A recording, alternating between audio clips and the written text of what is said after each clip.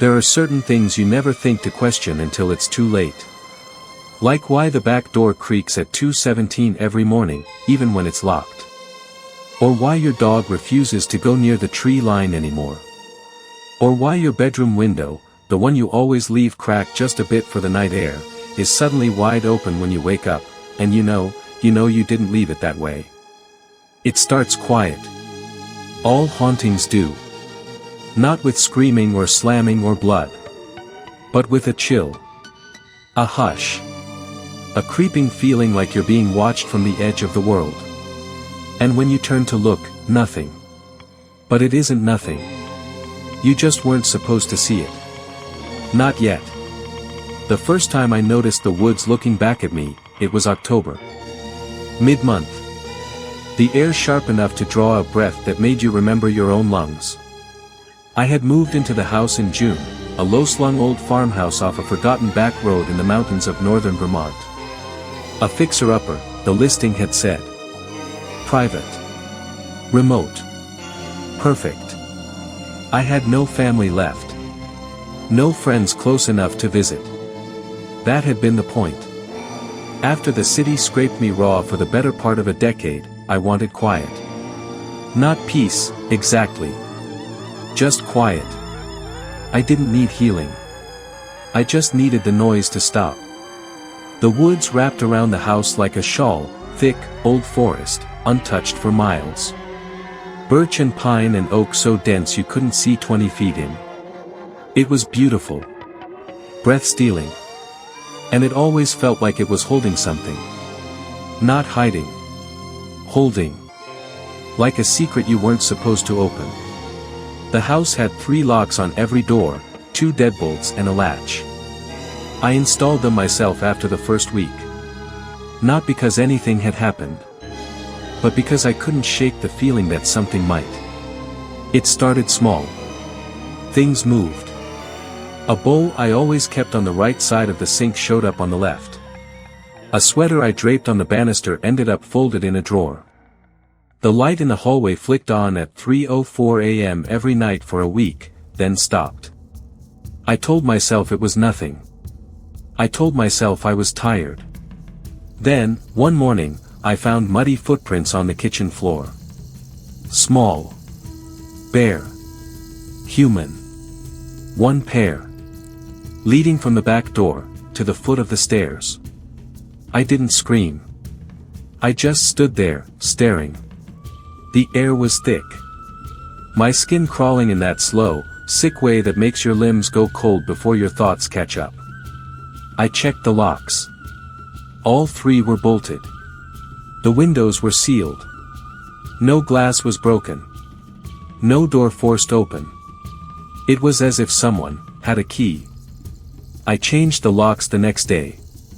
Every single one. Bought new deadbolts. Reinforced the windows. Set up a trail cam in the trees facing the porch. Just in case. I didn't sleep that night.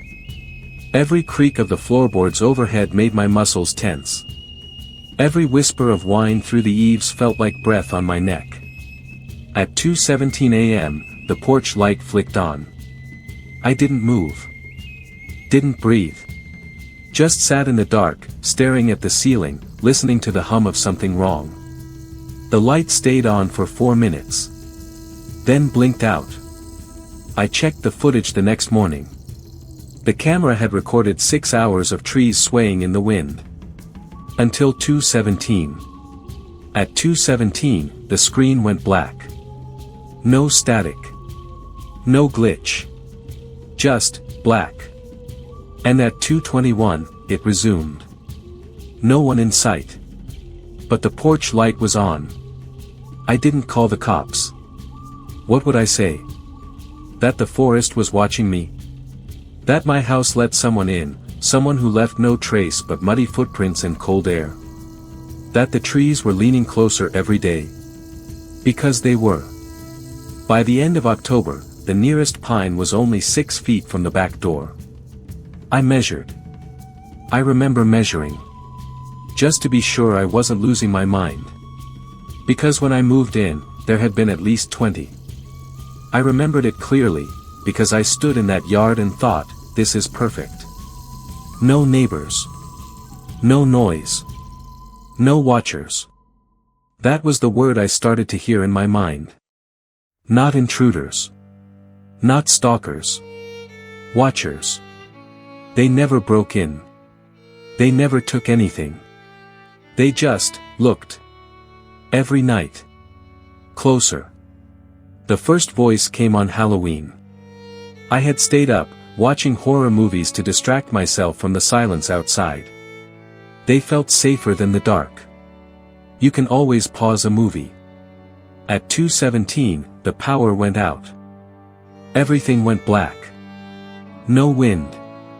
No thunder. Just, out. And in that sudden silence, I heard it. A whisper.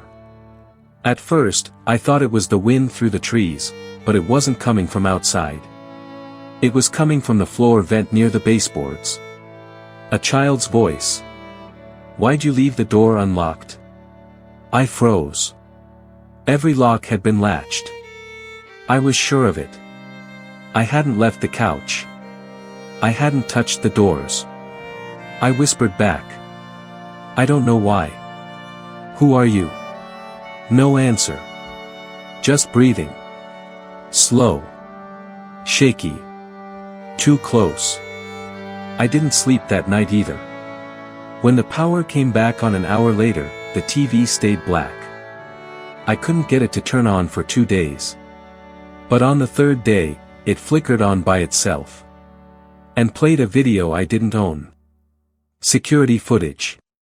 Of me. Sleeping. But it wasn't from inside the house. It was from the woods. Someone had recorded me through my bedroom window.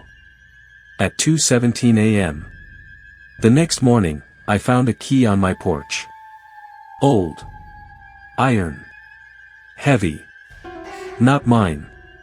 Wrapped in a strip of flannel, the same flannel shirt I'd lost in the laundry 2 weeks before.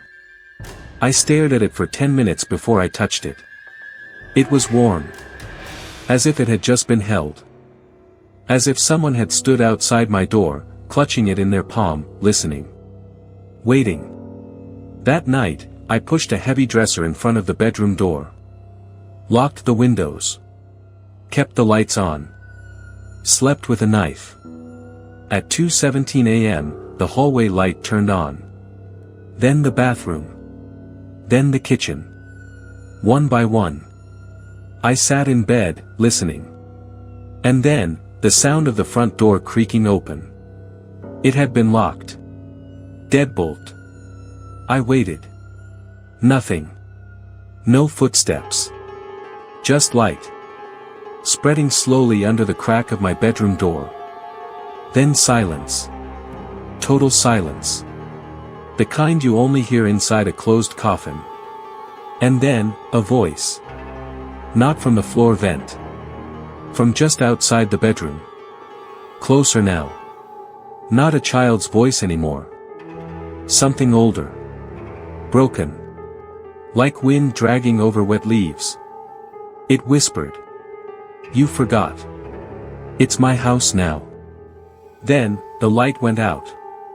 I didn't scream. I didn't move. I don't know why. Maybe some ancient part of me believed that if I stayed perfectly still, like prey beneath the predator's gaze, I would be left alone. But I wasn't alone. I don't think I had been for weeks. Maybe not even since I arrived. Maybe something had been waiting for me the whole time, not to break in, but to come home. Because when that voice said it was his house now, something in me broke. Not out of fear. Out of recognition. I had heard that voice before. Not in words, but in feeling. In the low hum beneath the silence at 3 a.m. In the sway of the trees when there was no wind. In the sensation of being stared at through walls that shouldn't have eyes. That voice didn't belong to a man. It belonged to the woods. To whatever was curled between the roots, coiled in the spaces where the light never reached. I stayed in that bed until morning. When the sun finally bled through the curtains, I found the front door closed again. Locked. All 3 bolts engaged. But the key was gone. The flannel was gone. And the dresser I had pushed in front of the bedroom door moved. Shifted 6 inches to the left.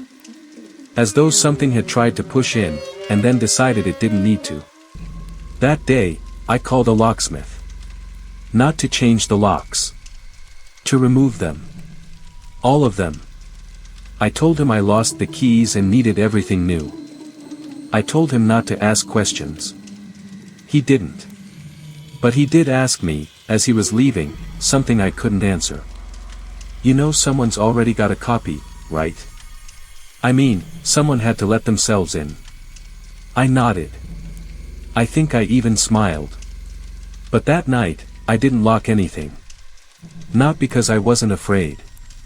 But because I realized it didn't matter. There are no locks when the thing outside used to live inside. I left the lights on. I played music.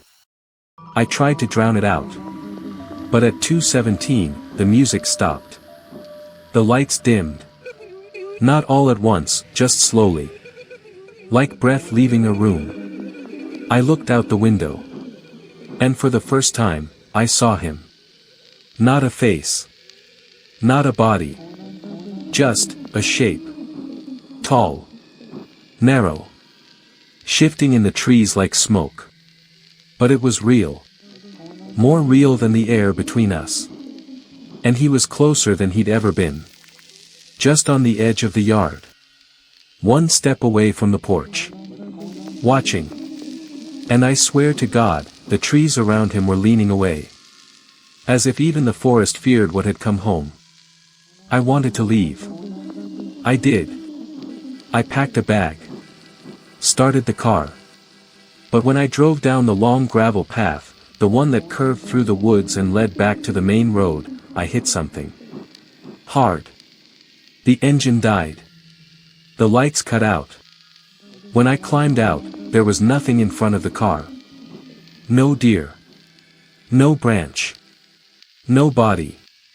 But there were footprints. Leading from the bumper, into the trees. Bare. Small. I walked backward. I didn't turn my back to the woods. I walked in reverse until I was back inside the house. And when I shut the door, the key was in the lock. Not my key. His. Left there. Gently. As if he wanted me to know, I don't need to sneak in anymore. You invited me. That night, I dreamed of roots.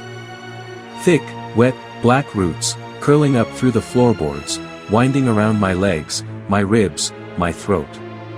They whispered as they climbed me, not in words, but in memories.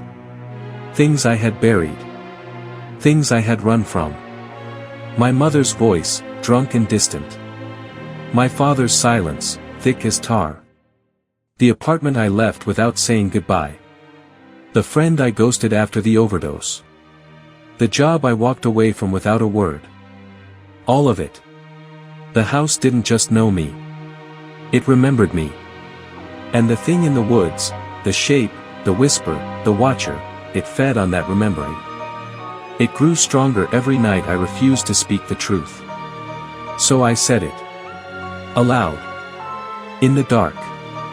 I came here to disappear. And the walls, they sighed. Filled with keys. Dozens of them. Old, rusted, all hanging from hooks where teeth should be. He smiled. And every key jingled. I fell backward. Scrambled toward the window. He didn't follow. He just tilted his head and said, I only come for the lonely. Then he turned, walked through the wall, not into it, but through it, and vanished. I left the house that morning. I didn't pack. Didn't shut the door. I just walked. Through the woods. Miles of them. Until the sun came up, and I found a road. A gas station. A voice that asked, are you okay? And I lied. Yes. I never went back. Sold the house to a company that flips old properties. Never asked who moved in next. But sometimes, at night, I wake at exactly 2:17 a.m. And the air in my room is cold. Still. Waiting. And I think about the keys in his mouth. And the whisper in the roots. And I wonder, if loneliness is what called him, then what happens when you carry it with you? What happens when he doesn't need the woods anymore? What happens when you are the key? I moved across the country. A new apartment. A new city. Brick walls and traffic and light pollution that painted the nights in an endless orange haze. Nothing like the woods. No trees. No silence. Just noise. Beautiful, suffocating, human noise. But it didn't help. Because loneliness is not about being alone. It's about not being seen. Not being wanted. And the truth is, I had carried it with me. Packed it between folded clothes, zipped it into the lining of my suitcase. That quiet ache. That missing piece no one ever asked about.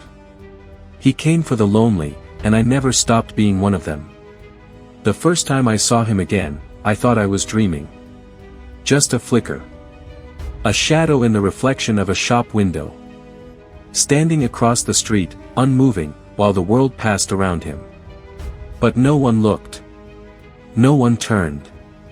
Like he didn't exist. The second time, he was closer. The alley behind my building. No face.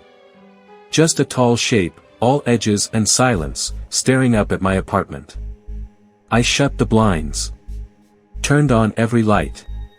Played music. Laughed at myself. Loud, forced laughter.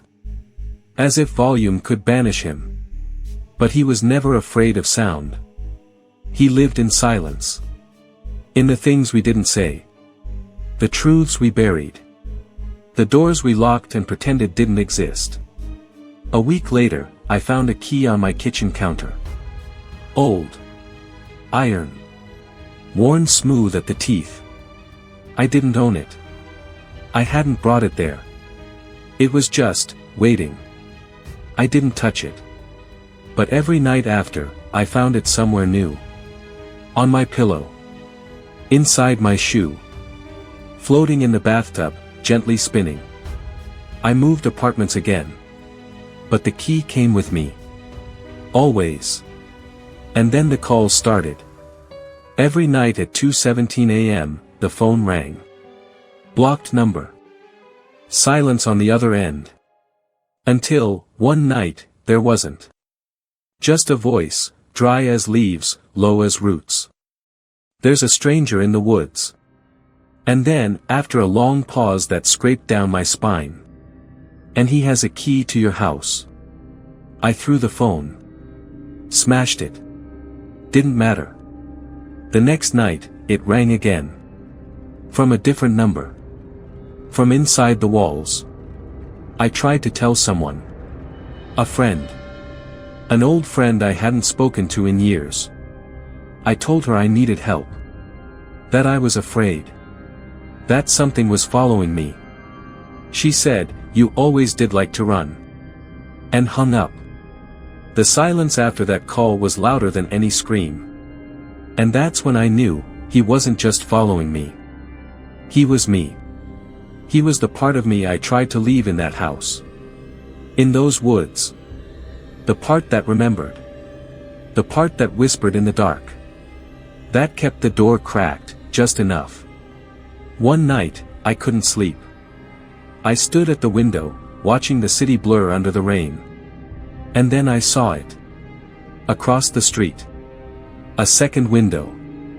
And in that window, a face. Not his. Mine.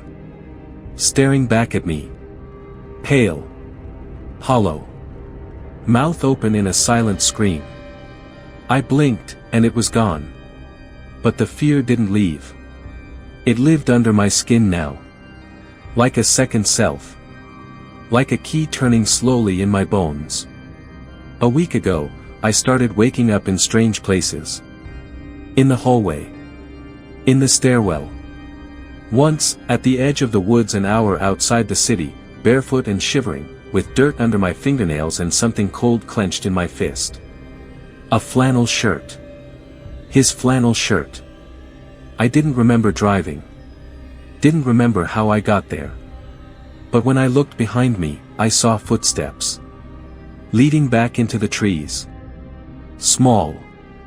Bare. And I followed them. Because something in me wanted to. Because maybe, deep down, I knew it was the only way to end this. The woods were quiet. Not peaceful, expectant. Like the forest was holding its breath. And I walked, deeper and deeper, until I saw it. The house. Not the same one. Not exactly. But close. Old wood. Sagging roof. Lights flickering inside like they hadn't been turned off in years. Like they were waiting. The front door was open. No sound. No wind. Just a yawning dark, deeper than shadow. And hanging from the knob. A key. My key. I stepped inside. The air smelled like earth and rot and old memories. And there he was. Standing at the end of the hall. Still. Watching. No longer a stranger. I knew his face now. Because it was mine. A version of me, thinner, older, hollowed out by years of silence. Skin stretched over bone. Eyes black as empty rooms. He opened his mouth. And 1,000 keys clattered to the floor. They spilled like teeth, jangling, chiming, whispering in the language of locks and doors and things never meant to be opened. And he said, "Welcome home." I should have run. I didn't. Because I wasn't afraid anymore. I was tired. And in that house, in that moment, I understood. I had always been the one who let him in. I had fed him every time I chose silence over truth, isolation over connection. Every time I buried pain instead of facing it. He wasn't haunting me. He was becoming me. So I stepped forward. Into the house. Into myself. And the door closed behind me. No slam. Just a soft, final click. A lock turning. And for the first time in years, I felt warm. Not safe. Not happy. But seen. And maybe that's all the lonely ever wanted. Not to be saved. Just to be noticed. To be remembered. So now, I wait. In the house. In the woods. For the next one. The next person who thinks they can outrun the silence. Who thinks the doors they close behind them don't whisper their name when the night gets cold. They'll come. They always do. And when they do, I'll be here. Key in hand. Smile on my face. Because now I have the key. And the stranger in the woods. He only comes for the lonely. But once he's inside, he never leaves alone.